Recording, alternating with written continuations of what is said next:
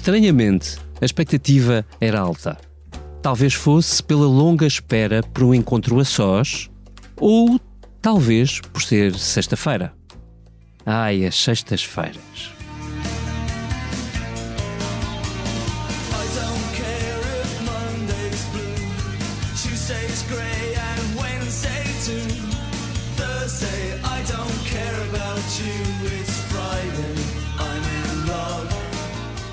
Só que não foi uma sexta-feira de amor.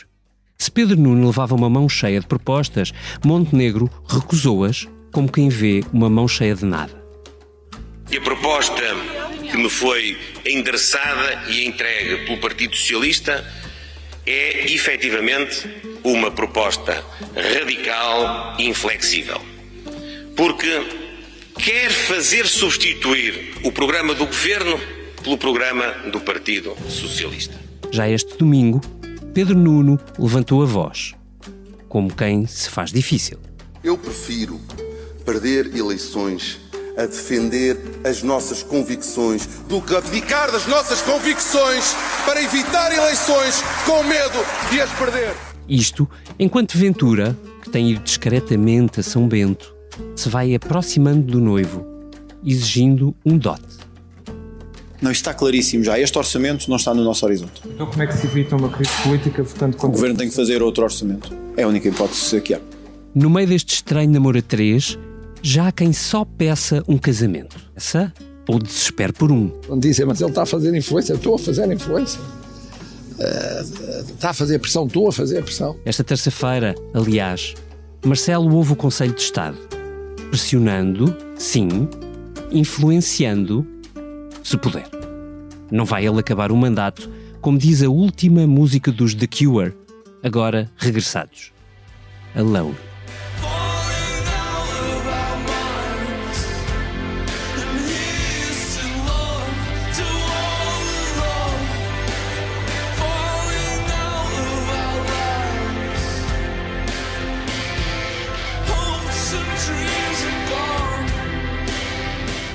Seja bem-vindo à Comissão Política. Hoje voltamos ao filme de suspense. Vamos a isto? Em estúdio, estou com os comissários de sempre. Sejam muito bem-vindos. Eunice Lourenço, editora de Política do Expresso. Olá. Olá, Eunice. E já suspiras por isto, não é? E o Vítor Matos ao meu lado. Isso é suspirar por ressaca de Globos de Ouro. Talvez voltemos a isso. Não te sai da cabeça, quem sabe. Vítor Matos, seja bem-vindo de volta à Comissão Política. Olá, Political Junkies. À distância, a Liliana Valente, que foi acompanhando estas novelas do orçamento par e passo, posso dizer, capítulo a capítulo. Olá, Liliana. Olá.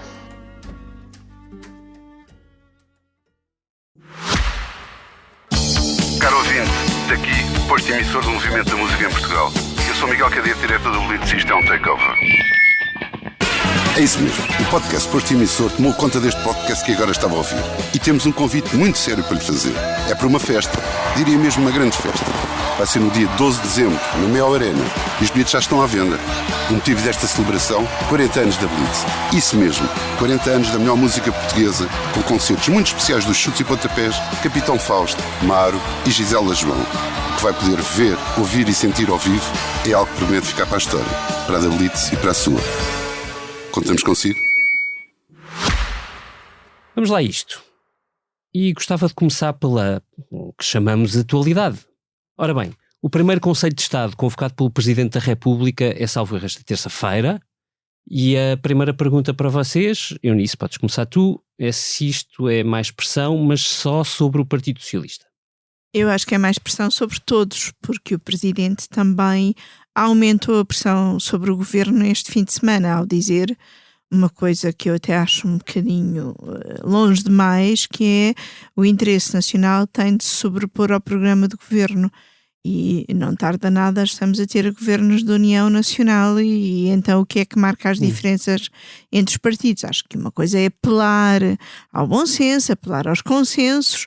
O Presidente pareceu-me estar num tom mais desesperado este fim de semana, que aliás Pedro Nuno Santos, depois dos Açores, respondeu prefere perder eleições do que perder convicções, portanto isto vai de drama em drama e de declaração mais veemente em declaração mais veemente. Vamos lá ver onde é que isto... E disse isso a bater no peito. Onde é que para, porque é isso, está tudo muito a bater no peito, eu é que sou maior. Mas porquê é que tu sentes que o Presidente está a esticar tanta corda, se me permites? Será porque... de repente, fazendo as contas, e se o orçamento chumbar, já não há maioria de partidos a defender eleições antecipadas, como ele parecia querer? Eu não sei se ele Chega parecia querer uma solução que é um segundo orçamento, e isso implica que não hajam eleições antecipadas.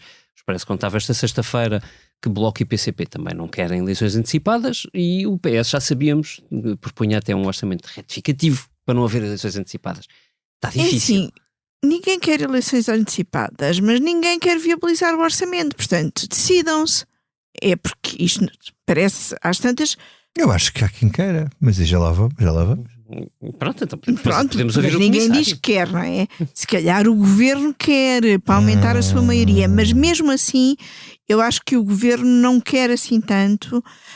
Aliás, nós escrevíamos na edição desta semana do Expresso que dentro do núcleo político do governo há quem defenda que ainda é cedo para ir a eleições, que é preciso mais tempo de governação para poderem dar um salto maior.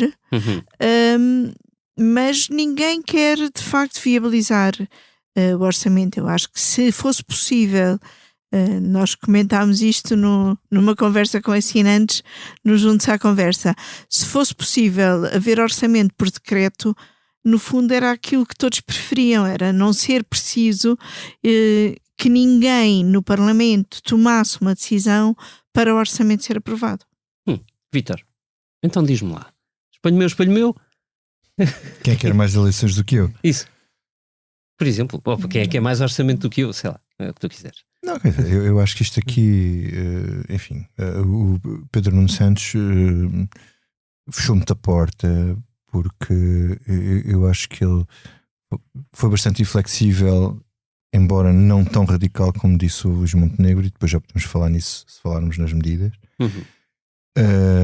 Mas parece-me aqui que quem tem verdadeiramente interesse em ir a eleições é o governo. Se há alguém que, para quem não é um problema ir a eleições, é o PSD. Quer dizer, acho que o que eu acho estranho nesta estratégia, ou nestas estratégias, é perguntar a estratégia de quem? Sim. Bom, quer dizer, o PS não tem vantagem nenhuma nisto. Quer dizer, o PS não tem vantagem nenhuma em ir a eleições. E depois posso detalhar se quiseres a seguir. O Chega não tem interesse nenhum em ir a eleições. O que há aqui neste momento, como parece, mas isto já te foi dito, é um bocado óbvio, mas às vezes é preciso dizer as coisas óbvias. Ou sublinhar as coisas óbvias. O PS está deserto para ser o Chega a aprovar o orçamento. Isso seria a sorte grande para o Pedro Nuno Santos. Ficava livre e dizer lá está à direita, eles estão com o Chega e não sei o quê.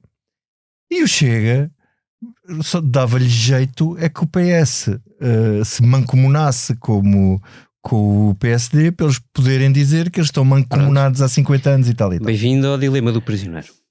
Bom, agora o governo pode ter evidentemente vontade de ir para eleições, porque eu vejo aqui um cenário muito provável. Quer dizer, ainda tinha aqui um dirigente socialista indignadíssimo a dizer, nem pensar, troquei estas impressões com ele.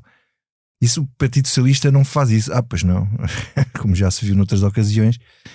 Quer dizer, as probabilidades apontam, e quer dizer, bom senso dirá que o governo ganhará por uma margem um bocado maior, mas que não muda nada de essencial na arquitetura, mesmo que o Chega caia muito e mesmo que o PS não caia assim tanto.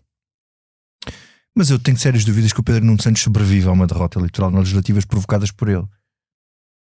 Agora, eu acho que a seguir o líder do PS que viesse era obrigado a aprovar 2 orçamentos de enfiada, que era o de 25, já fora de tempo, e o de 26, que o Presidente não pode dissolver. Portanto, o governo ficava arrumado a dois tempos. E se fosse o próprio Pedro Nuno, depois de ter feito esta coisa toda e mandado o partido para o país para eleições, ou o PSD mudava de posição e ia para eleições sem linhas vermelhas, ou o PS ficava outra vez entalado e ele tinha que deixar passar o orçamento, não ia mandar o país outra vez para eleições. Quer dizer, eu acho que estamos aqui num... E se ganhasse as eleições o PS, também teria alguma dificuldade em convencer o PSD a aprovar-lhe um orçamento, digamos assim. Sim, porque quer dizer, uma solução de governação do PS pelas perspectivas que a gente hoje é impossível de formar, porque a esquerda não fazia maioria e portanto é inviável do ponto de vista político. E portanto eu não estou a ver o que é que o PS quer, sem ser empurrar o Chega para os braços do governo. E o governo, e mesmo como a Eunice disse, mesmo que queira ganhar um bocado mais de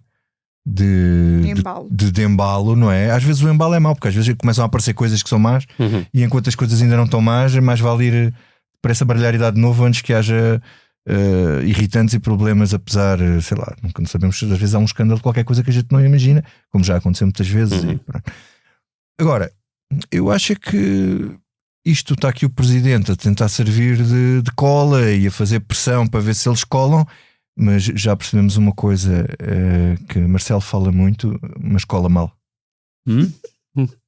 Liliana Valente, podes explicar por onde tu quiseres, se pelo cola mal ou se o PS foi radical. Isto rimou, mas assim como assim deu jeito. Deixa-me só refazer a minha frase, que acho que esta é melhor. Agora lembrei-me de uma melhor. Isto é o soundbite na hora. Desculpa lá, Lili. Que é, o Marcelo não se cala, mas cola mal. Pronto, este já é mais. Ok, bom. Então vá. Bem, tu também não te calas. Estou a brincar. Mas eu colo. É que eu estou à distância, mas as minhas picardias com o Vítor colam sempre bem. Eu só queria pegar uma coisa no Vítor que ele estava a dizer há pouco, porque esta foi a nossa discordância a semana passada, depois da reunião, na sexta-feira, depois da reunião entre Pedro Nuno Santos e Luís Montenegro. É que o Vítor tem uma tese que por acaso não disse, que é a de que Luís Montenegro, o Chega pode viabilizar e Luís Montenegro dizer que estava a fazer aquilo que disse, que era: eu apresentei o meu orçamento e o Chega aprovou sem negociar. Mas é que nós parece que nos estamos sempre a esquecer daquilo que nós próprios noticiamos, e se noticiamos que há reuniões discretas com o Chega, não podemos dizer que não houve negociação. Mas, como sempre, a narrativa haverá uma narrativa que vai vingar, e vamos ver qual é que cola, se é essa da negociação ou não negociação, ou o que é que vai acontecer. Mas tu de repente estás convencida que isto é para o Chega, é isso? Não estou nada convencida. Eu não estou convencida de nada. Eu sou muito honesta, eu não estou convencida de absolutamente nada. Mas uma pessoa humilde não tens nenhum convencimento. Eu não vou estar aqui a dizer. No outro dia na SIC perguntava-me qual era a percepção de 0 a 5 e eu pus um 3. Sim. Eu pus um 3 porque estou em cima do muro. Não dava para dar 2,5, não é? Eu estou em cima do muro, exatamente. Estou aqui a ver porque eu denoto uma vontade de muitos dirigentes do PS de chumbar, mas... Espera. Aí eu tenho de interromper. É porque cá fora, quem lê as notícias e ouve os comentários, eu só vi dirigentes do PS com estratégias várias a pedir o contrário. Era que fosse viabilizado. Não, está bem, depende dos dirigentes do PS que se leia, não é? Se ler Fernando Medina, que já não é dirigente do PS, ele diz, por exemplo, que os orçamentos não eram uma solução. Montenegro, que é o duodécimos, desculpa. Pedro Adão e Silva também escreveu coisas semelhantes, mas não são dirigentes do PS atuais. É do PS. Exato, não são dirigentes do PS atuais. São os barões. O que eu estou a dizer é que muitos dirigentes do PS defendem que aquele praticamente impossível não devia ter deixado de ser praticamente impossível. Mas aconteceu ali qualquer coisa no verão, que foi o PS não resistiu à pressão mediática do Presidente e de toda a gente, e pôs-se na ideia da negociação, não é? Vamos ser responsáveis e dizer que vamos negociar. Acontece que se pôs nesse papel antes de se conhecer o conteúdo do documento. E se calhar mais valia dizer assim: espere-se que o Governo apresente o orçamento e depois logo dizemos o que é que concordamos e com o que não concordamos. Não foi assim. Escreveram na pedra 2 linhas vermelhas que me parecem, do ponto de vista das medidas, bastante razoáveis. E passo a explicar porquê. Mas tu achas medidas razoáveis ou razoável que eles achem que não? Eu acho razoável que elas caiam. Ok. E digo por duas ordens de razão. Primeiro porque o IRC é uma medida que o PS Pedro Nuno sempre foi contra, incluindo o PS António Costa. Quem não foi contra chamou-se PS António José Seguro. Sim, mas a PS não é mesmo, já houve um acordo de regime, entre aspas, Exato, nessa matéria. Que este líder do PS foi bastante vocal contra ele e, na altura, António Costa rasgou esse acordo. Mas eu até acho que eles arranjarão maneira de se encontrar a meio caminho, porque Pedro Nuno Santos tem aquela ideia de que um dia poderia ser Ministro da Economia, se calhar agora esse tempo já passou. No IRS jovem, até pessoas da direita, até o FMI, até o Conselho das Finanças Públicas alertam para riscos daquela própria medida. E nós estamos sempre aqui a falar de tática política, mas esquecemos de falar das medidas em si. O IRS jovem é bastante caro e eu acho bem que se tenha medidas para os jovens, eu acho mesmo, mas não é ao nível de pedir ao resto da população dos contribuintes que façam um esforço de 1.000 milhões para dar mais uns euros a jovens que já ganham muito bem. Ou seja, aquilo que se pede é... Posso concordar mais ou menos contigo, que é uma coisa rara? Deixa-me só acabar. Não é só pedir à maior parte da população que prescinda desses 1.000 milhões ou que faça um esforço fiscal superior para esses jovens, é não entender as razões pelas quais os jovens saem do país. A maior parte dos jovens que saem do país não são os jovens que ganham 3.000 euros brutos que vão ser beneficiados com esta medida. Esses já sairão porque lá fora podem ganhar 4.000 ou menos, não interessa. Mas as pessoas que saem do país são aqueles que vão procurar melhores condições porque cá ganham 1.000 euros ou 1.000 e pouco e não lhes chega para pagar uma casa e comida, e são aqueles que querem procurar carreira. E portanto não é com uma borla fiscal a jovens que já ganham bem que se resolve o problema da juventude. Portanto, na minha opinião, deveria haver um consenso para olharem para o orçamento e dizer assim, olha, se queremos ajudar os jovens, então vamos por aqui. Eu também não acho que tenha sido isso que o PS fez. Deixa-me só duas coisas que foi interpelado pela Liliana. A primeira, a tese que eu não disse, mas que lhe disse, e que nós discutimos outro dia. Dá uma pouca vergonha esta casa. Obrigado por me denunciares aqui em público. Mas pronto, ok, vamos a isso. Não, mas não é a tua opinião. Eu achei que. Sim, obrigado por veiculares a minha opinião antes de mim, mas pronto, está bem. Não, eu acho que o governo pode perfeitamente, se não alterar isto tem aqui um if, que é se não alterar o orçamento e se apresentar o orçamento que nós ainda não conhecemos, portanto não sabemos se ele vai ser alterado, eles podem perfeitamente dizer que está aqui o nosso orçamento, se quiser aprovar, aprovem, e o Chega à prova e dizer para não negociar nada com eles. Não há aqui nada de essencial que se possa dizer que foi uma sentença ao Chega. Isso é possível. Mas a Liliana diz, mas eles encontraram-se, tiveram negociações. Se está bem, se o PS agora votasse o orçamento também a favor do orçamento, se eles alterarem nada do que o PS, e dizer que não foi fruto das negociações, não foi fruto das negociações. Portanto, se o PS aprovasse, mantendo lá as linhas vermelhas, tendo havido negociações, quer dizer, não são as negociações que fizeram mudar nada. Portanto, quer dizer, não acho que seja a questão. Olha, é que isso o André Ventura pode. Aquele ministro que dizia fumei, mas não inalei. Tu estás mais ou menos na mesma. Eles negociaram, mas não negociaram. No dia. É ótimo, eu tenho que por ordem na mesa. No dia em que eles negociaram, mas não houve fruto da negociação. Portanto, se não houve fruto da negociação, a negociação valeu zero. Não pudeste ter fumado, quer dizer. Se a negociação deu zero, não há acordo. Não há acordo, portanto, é uma questão de vontade política. Pronto. A outra questão, agora para concordar contigo, que é mais difícil, é um papel em que me coloco, papel mais difícil para mim. Vontade política sem acordo de negociação é recuo. Sim, exatamente. Mas quer dizer, por exemplo, no caso do Ventura, é difícil perceber onde é que ele recua, como nós nunca percebemos em que sítio é que ele está. Ele está sempre em todo lado ao mesmo tempo. Sim. Não percebes o segundo orçamento sem conhecer o primeiro. Sem ver primeiro, e portanto, quer dizer, aquilo é tudo um desconchave total, e portanto, pode chegar ali ao dia e de repente dizer que vai votar a favor e votar contra e vice-versa. E portanto eu acho que não dá para prever ou fazer algum tipo de sentido, racionalizar um bocado o que se passa por ali. Agora, a questão do que eu estava a dizer, que eu acho que é importante, do IRS e do IRC, o IRS jovem tem outros problemas que a Liliana não falou e que eu acho que são os mais graves. E o mais grave do IRS jovem é que, primeiro, cria uma enorme injustiça entre os jovens que estão nas empresas, vamos considerar aqui uma empresa, e os jovens que estão na empresa de repente passam a ganhar mais do que as pessoas todas, ou do que as pessoas que são ligeiramente mais velhas. Isso cria iniquidades internas, por exemplo, nas empresas. Mas isso depois acaba no dia seguinte, porque isso é para os jovens que já estão empregados. Porque no dia seguinte, em Portugal, ninguém negocia salários brutos. E quando começarem a negociar os salários líquidos, foi-se embora o aumento do IRS. Porque passam a negociar os mesmos salários, ou ali uma coisinha que não corresponde aos salários que eram. Portanto, ninguém o que tu queres dizer é que as novas contratações, o que tu estás a querer dizer é que os patrões, quando forem negociar com novos contratos com jovens, vão-lhes oferecer, obviamente, um ordenado bruto mais baixo. Mais baixo, como é evidente, claro, para fazerem poupança. Mas, e depois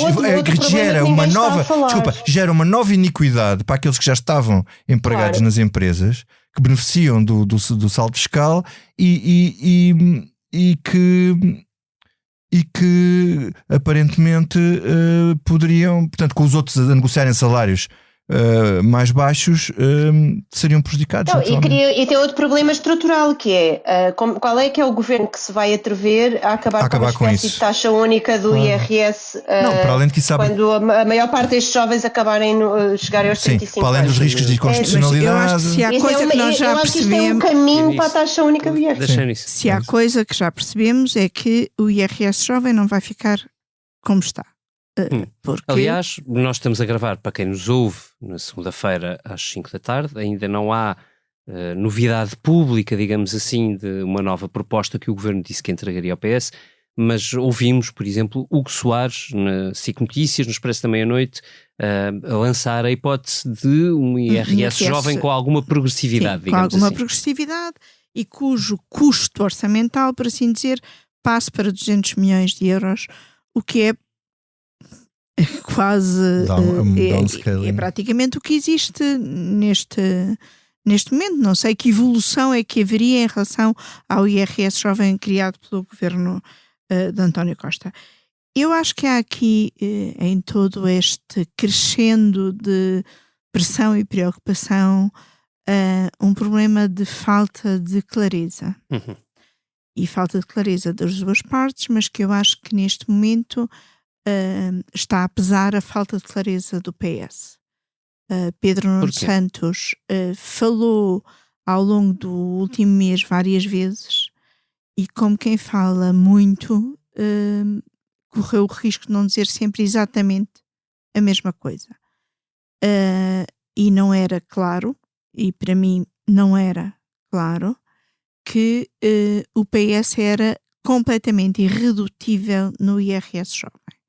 Porque a dada altura a versão do PS era não pode sair como entrou.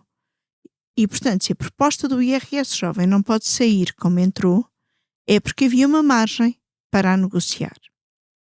Outro fator que eu acho que pode gerar alguma confusão nesta negociação é a própria conferência de imprensa de Pedro Nuno Santos na sexta-feira, em que ele apresentou as suas medidas, as irredutíveis, que são o IRS jovem e o IRC, e depois uma série de propostas de alternativa para gastar os tais 1.000 milhões.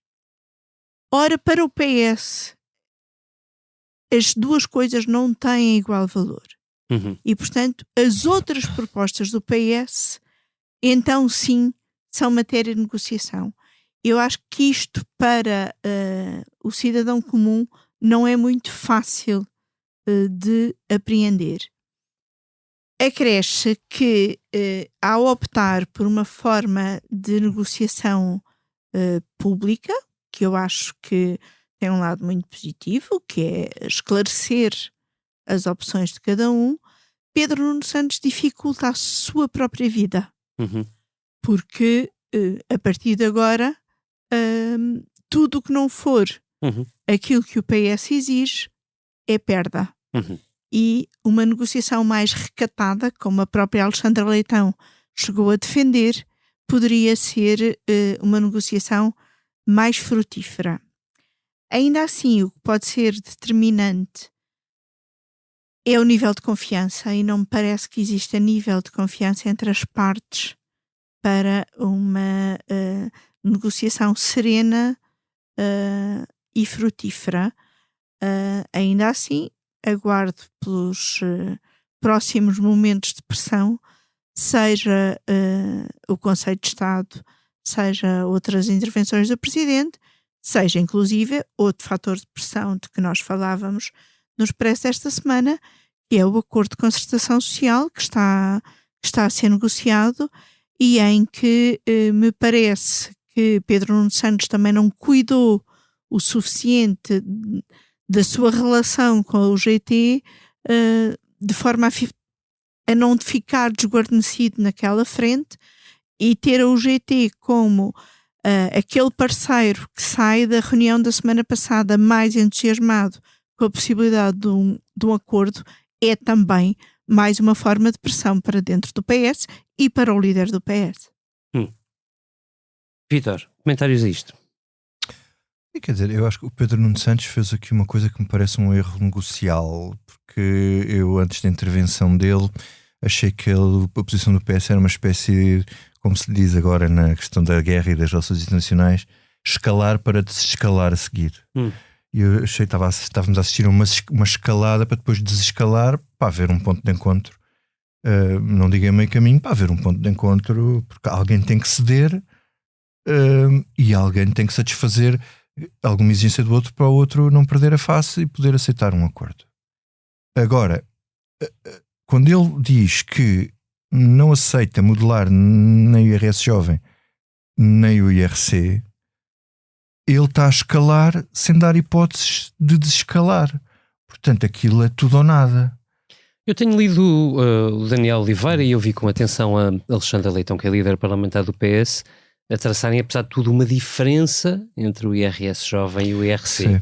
Ou seja, para o Partido Socialista parece mais determinante o que o Governo fizer, ou se quiseres, deixar cair a proposta do IRS jovem do que do IRC. A pergunta é se o Governo tem interesse em deixar cair o IRS jovem. Eu parece-me que o Governo terá mais facilidade em deixar cair o IRS jovem ou tornar aquilo uma medida mais, digamos assim, insignificante do que o IRC, por duas razões. Primeiro, o IRC é um carimbo, é uma marca d'água do PSD, e 2 pontos não é assim uma coisa. Manuel Carvalho no público dizia que era a única que sobrava de resto. Mas esse texto ele apanhou isto bem. Isto é acabar de cumprir 10 anos depois o acordo do seguro. Não é? E depois o PS já esteve lá, ou seja, não é daquelas coisas, não queria esse acordo. Não é daquelas coisas que ofende o, está bem, mas quer dizer, mas não é daquelas coisas de lesa majestade que ofende o PS, que aquilo não se pode baixar 2 pontos às empresas, não é? Não é pá, quer dizer, então não é possível. Então estamos aqui a elaborar. Por exemplo, eu acho que não pode ser negociação, eu acho que não pode ser posição negocial, a não ser que não se queira de facto negociar, exigir que a outra parte, seja ela qual for, deixe cair as 2 únicas bandeiras. Pois, exatamente, que isso aí não é. Mas olha, sim, mas ponham-se, para facilitar a discussão, ponham-se para já na questão do IRS jovem. A pergunta é: isso para o Governo é um grande problema, abdicar do IRS jovem? Não me parece, porque o Governo tem dado grandes sinais de recuo no IRS jovem. Mas eu perguntei abdicar de. Eu acho que o Governo já está numa de salvar a face no IRS jovem. Mas o salvar a face podia ser passar de uma solução que custa 1.000 milhões para uma que custa 200 e que tem progressividade. Mas se o líder do PS diz que nem isso aceita, e a líder parlamentar do PS disse isso logo nesse mesmo programa, no Expresso da Meia-Noite, em que o Hugo Soares falou da possibilidade de um IRS jovem progressivo, não sei se ela foi apenas muito, enfim, não posso não ter percebido. Eu acho que se essa medida for nos moldes daquela que existe, que já custa 250 milhões, eles não têm muito por onde poder dizer que não. Podem não concordar com ela, mas eu acho que não têm margem para dizer que não. Eu acho que dá muito jeito ao Governo. Se for nos moldes da idade, aquilo que choca o PS, ou pelo menos que eles dizem, da questão do IRS jovem, é a questão de ser pela idade e não ser progressivo, cá está. e de poder criar um problema para o futuro de transformar isto tudo numa taxa única. Se for nos moldes atuais que existem, se eles quiserem pôr lá mais de 200 milhões, como é que o PS vai dizer que não a isto? Mesmo que não queira, ou que não goste, mas o governo tem uma acho que é mais difícil. Tem uma boa saída para deixar cair esta medida. Do ponto de vista político, o discurso é facílimo de fazer, quer dizer, está na cara, dirigir-se aos jovens e dizer: olhem, meus amigos, eu peço imensa desculpa, mas nós não temos isto, a responsabilidade é ali do Partido Socialista, portanto continuem a votar neles que vão ver. É só isto. Eles tiram a medida, têm que dar alguma coisa, isto é uma negociação, tiram esta. O IRC acho mais complicado. O quê? E baixa só 1% em vez de ser 2%? Olha, deixa-me só passar aqui a tarde. Porque faz sentido. O discurso do Pedro Nuno Santos é exatamente o mesmo que tinha o António Costa, que é o Estado ser indutor de certo tipo de políticas e beneficiar no IRC as empresas, não tratar todos por igual, mas aquelas que aumentam salários, ou que despedem menos, ou que investem mais, certas coisas. É uma forma de usar os impostos não de forma cega. Eu percebo, é tudo racional, faz todo sentido. Mas também percebo que não é daquelas medidas em que de seguir não morre um bando de andorinhas socialistas se o PS nisto ceder. Liliana, ias dizer? O que eu ia dizer é que nós temos estado aqui a falar sobretudo de Pedro Nuno Santos e estamos a esquecer de que ainda não temos uma proposta de orçamento que é entregue para a semana pelo Governo. E, portanto, mas também só costumamos ter a 10 de outubro, não é? Quer dizer, não temos, porque só costumamos ter quando eles entregam no Parlamento, na data limite, na hora limite, no minuto limite.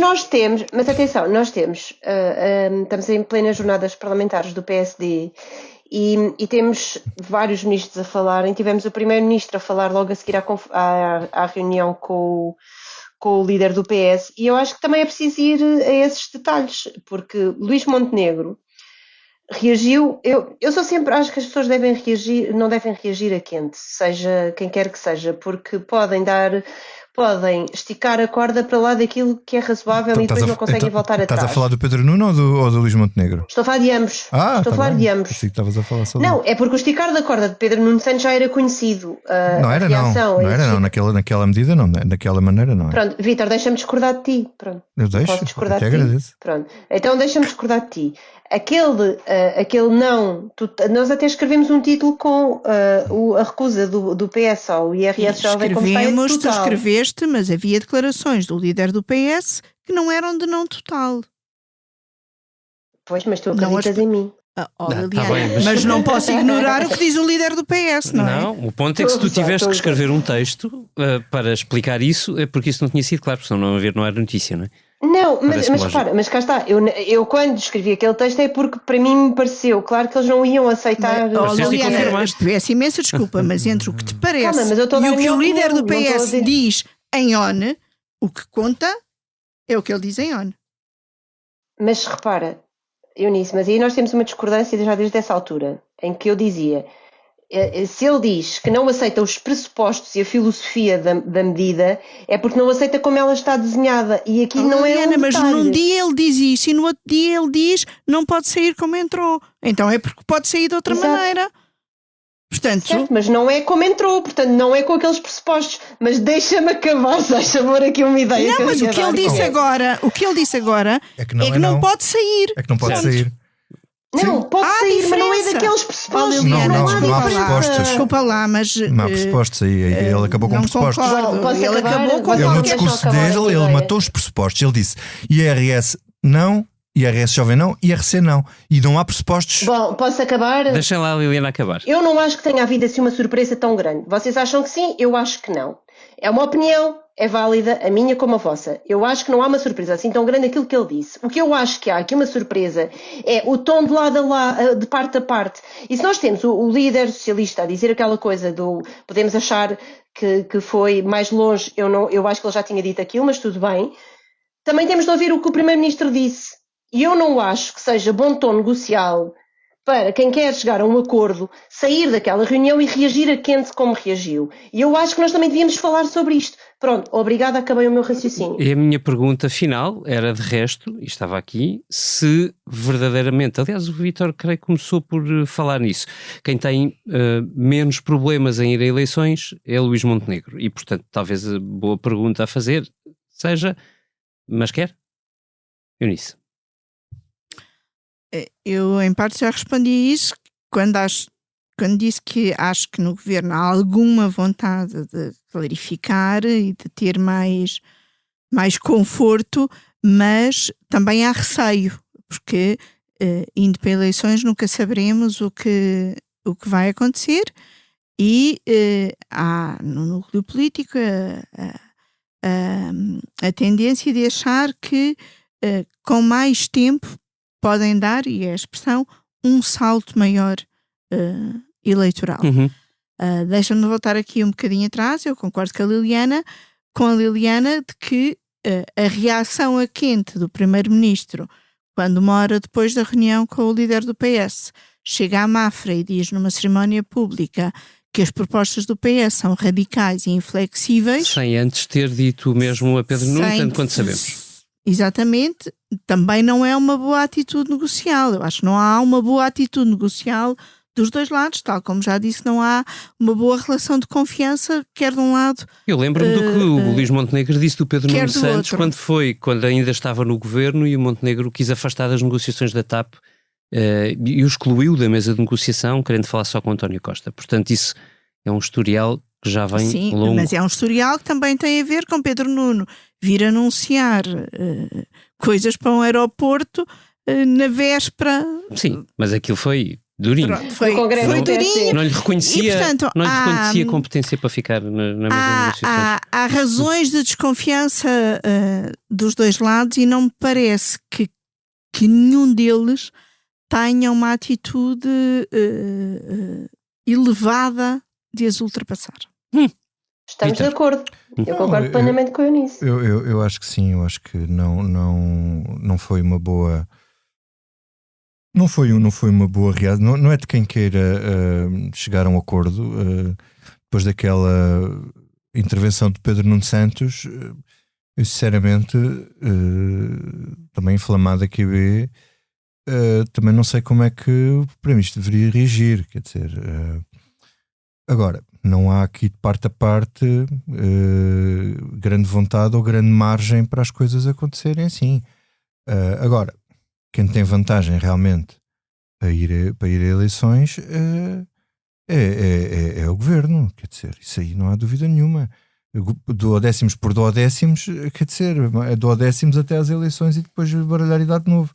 E nenhum líder do PS, seja o que fica, seja o outro que venha a seguir, vai manter a mesma posição se tiver tido uma quebra eleitoral. Se tiver tido uma subida eleitoral, então se isto ainda ficar mais empatado do que está, realmente, podemos entrar aqui num sistema de impasse.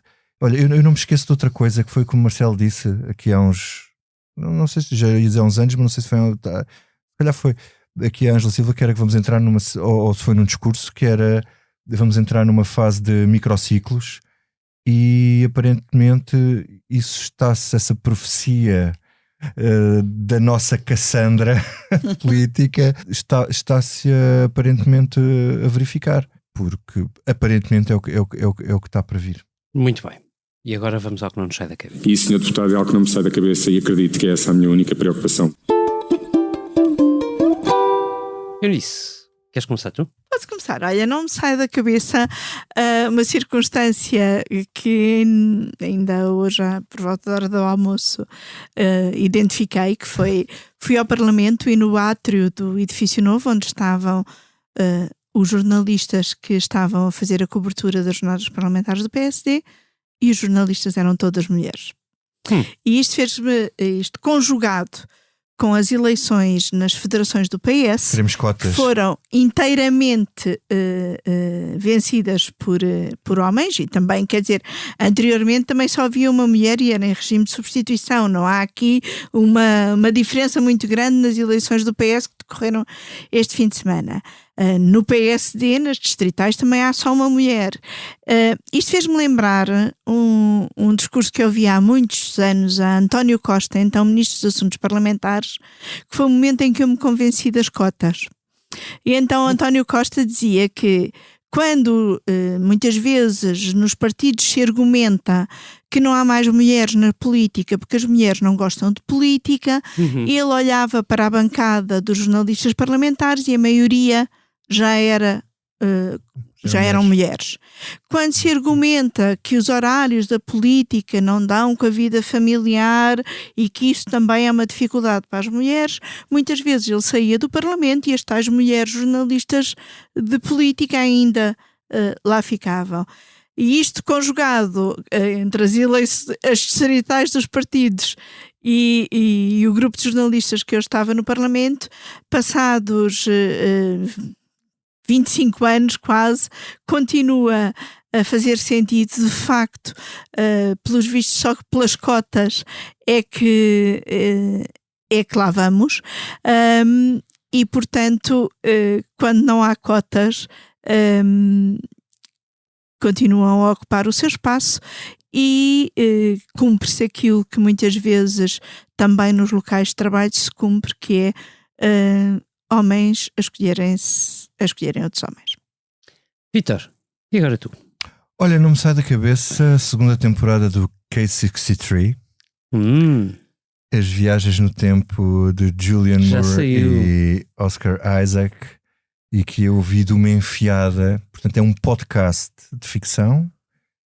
É um podcast de ficção, podemos dizer que também de ficção científica, mas o que aquilo é, na verdade, é uma história muito bem feita, muito bem escrita, com uma economia absolutamente, como direi, difícil de concretizar. E é uma coisa muito, muito bem feita. Cada episódio tem 10 minutos, é absolutamente viciante. Procurem Case 63, Julianne Moore e Oscar Isaac. É uma produção do próprio Spotify. Eu lembro-me bem que tu me recomendares isso e eu ouvir também de enfiada a primeira temporada. Liliana, o que não te sai da cabeça? Olha, eu estou aqui um bocadinho à rasca, porque a Eunice roubou-me o meu que não me sai da cabeça. Mas podes ter o mesmo que eu. Epá, eu achei inacreditável. As federações do PS são 19 e não há uma única mulher. E isto nenhuma? Não é só... Não, nos anteriores havia uma, mas era em regime de substituição. Portanto, a mudança não é grande. Não, havia a Berta Nunes em Bragança, não era? Bragança. Bom, não interessa, mas aquilo que eu ia falar sobre isto e agora não tive ginástica mental para encontrar aqui outro que não me sai da cabeça, porque a cabeça está muito cheia de outras coisas que não vêm ao caso. Mas para mim chocou-me serem 19 homens, e eu li um post do deputado Filipe Neto Brandão que me pareceu bastante acertado, e uma das coisas que ele dizia era que no PS tinham aquela instituição que se chama as Mulheres Socialistas, e que havia muita gente a usar como desculpa ou argumento que não tinham eleito mulheres presidentes de federação, porque ao mesmo tempo eram as eleições para as mulheres socialistas, e portanto elas já tinham sido eleitas no outro órgão ao lado. Só que as mulheres socialistas contam, desculpem-me a franqueza, para nada. E nós estamos é melhor deixarem de existir, não? Se não contam para nada e são desculpa para não irem para as federações. É isso. Pronto, mas a minha questão aqui era outra, que é um partido que se diz de esquerda progressista, com um líder ainda mais à esquerda e mais progressista e até trabalhista, mas que por acaso tem de melhorar a sua relação com o sindicato mais próximo, que é o GT. Se calhar também devia olhar para esta própria ou instituição que é inútil, que é as mulheres socialistas, e peço desculpa para elas, mas a verdade é que não têm contado muito. Ou ele olha a sério para isto, ou então isto é só um partido anacrónico. Nestas eleições foi completamente um anacronismo. Liliana, bem-vindos ao século XXI. Não é um partido anacrónico, é um partido crónico, e e é crónico numa coisa. Não vou discordar de ti, agora concordo. Vês, les beaux esprits se rencontram, que é a questão do caciquismo partidário. É o que é da multiplicidade de caciques que se juntam, que são eleitos os líderes das federações. O que só mostra que as mulheres deviam estar no poder, porque as mulheres são menos propensas ao caciquismo. Não são que sejam menos propensas, mas quer dizer, aquilo não é uma coisa, não é uma democracia, os partidos lá dentro. Portanto, aquilo que emerge lá dentro é quem tem paciência e tempo e quer um certo tipo de poder que exige um certo tipo de atuação interna e pronto, eu agora aqui dizerem a bom das mulheres, eu também não quero generalizar, ao contrário, que é se calhar não estão para certas coisas durante muito tempo que aquilo exige, exige alguma, para fazer esse tipo de política local e regional, exige assim uma certa dedicação a certas coisas. Não sei se está toda a gente para isso. Muito bem, agora eu peço-vos 1 minuto e tomem-no por favor como se fosse de silêncio. Está a passar 1 ano depois do ataque do Hamas a Israel. Nesse dia foram cerca de 800 israelitas que perderam a vida, tragicamente e de forma desumana. Passou quase 1 ano e foi isto que aconteceu entretanto. 41 mil palestinianos mortos, entre os quais 16 mil crianças, mais de 10 mil desaparecidos e 100 mil feridos. O governo de Israel arrasou escolas, hospitais, cidades inteiras, desalojou 1,9 milhões de pessoas, deixou todos à fome em Gaza. Depois da Segunda Grande Guerra, um jovem químico que tinha sido detido e deportado para Auschwitz escreveu um livro sobre aqueles dias que lá viveu. O livro começava com um poema que se lia assim: Vós que viveis tranquilos nas vossas casas aquecidas, vós que encontrais, regressando à noite, comida quente e rostos amigos, considerai se isto é um homem, quem trabalha na lama, quem não conhece paz, quem luta por meio pão, quem morre por um sim ou por um não. Considerai se isto é uma mulher sem cabelos e sem nome, sem mais força para recordar, vazios os olhos e frio o regaço como uma rã no inverno. Meditai que isto aconteceu. Recomendo-vos estas palavras, esculpi-as no vosso coração, estando em casa, andando pela rua, ao deitar-vos e ao levantar-vos. Repeti-as aos vossos filhos. Ou então, que desmorone a vossa casa, que a doença vos entreve, que os vossos filhos vos virem a cara. Se 1 ano depois, digo eu agora, se 1 ano depois este nosso mundo não conseguiu travar Netanyahu, que o travem os israelitas, que sabem como ninguém o peso de um sofrimento assim. O autor destas palavras é Primo Levi e o livro chama-se Se Isto é um Homem. É o que hoje, quase 1 ano depois, me pergunto todos os dias. Com a sonoplastia da Ana Salomé Rita, ilustração do Carlos Paes, esta foi a Comissão Política do Expresso, ansiosa pelos próximos capítulos da novela e sem ponta de arrependimentos pelo que aqui dissemos. Luís, Pedro Nuno e vocês. Até para a semana.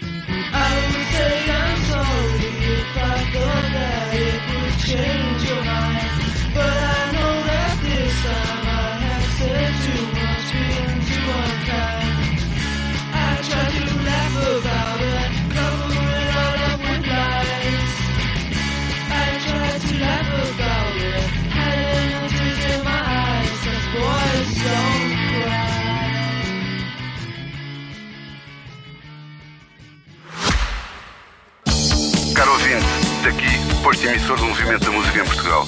Eu sou Miguel Cadeira, diretor do Blitz, isto é um takeover.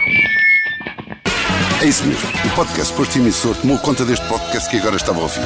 E temos um convite muito sério para lhe fazer. É para uma festa, diria mesmo uma grande festa. Vai ser no dia 12 de dezembro, na Mel Arena. E os bilhetes já estão à venda. O motivo desta celebração, 40 anos da Blitz. Isso mesmo, 40 anos da melhor música portuguesa, com concertos muito especiais dos Chutes e Pontapés, Capitão Fausto, Maro e Gisela João. O que vai poder ver, ouvir e sentir ao vivo é algo que promete ficar para a história, para a da Blitz e para a sua. Contamos consigo?